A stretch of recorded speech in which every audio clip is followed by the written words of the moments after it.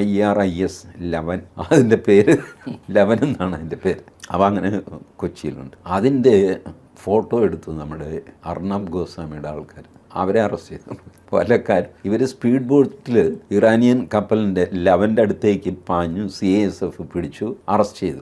Speed boat ഇവിടുത്തെ ഒരു മലയാളിയുടെയാണ്. അവന് കാശ് കൊടുത്തു കഴിഞ്ഞാൽ ബോട്ട് കായലിൽ ഓടിക്കാമല്ലോ. വെച്ച് പിടിക്കണം ആ കപ്പലിനെ നിർക്കുക. അവൻ വെച്ച് പിടിച്ചു CISF. അപ്പോൾ അത് ഫോട്ടോ എടുക്കാൻ പാടില്ല എന്നാണ് കേട്ടോ. പക്ഷേ ഇതേ കാര്യം ഏഷ്യാനെറ്റും മീഡിയ വണ്ണും ചെയ്തു. അവർ ചെയ്തത് മട്ടാഞ്ചേരി വാർഫിൽ നിന്ന് കിഴക്കോട്ട് നോക്കി വീഡിയോ എടുക്കുകയായിരുന്നു. കായലിൽ ഇറങ്ങിയില്ല. അവരെ ചോദ്യം ചെയ്ത് വിട്ടയച്ചു. ഞാൻ അവരുടെ പേരുകൾ പറയാത്തത് FIRൽ അവരുടെ പേരില്ലാത്തതുകൊണ്ടാണ്. മറ്റേ FIRൻ്റെ റിപ്പബ്ലിക് ചാനലിൻ്റെ 2 പേരും പിന്നെ സ്പീഡ് ബോട്ടിൻ്റെ ഡ്രൈവർ. ഇവരുടെ പേരെനിക്കറിയാം, ഞാൻ പറയുന്നില്ല.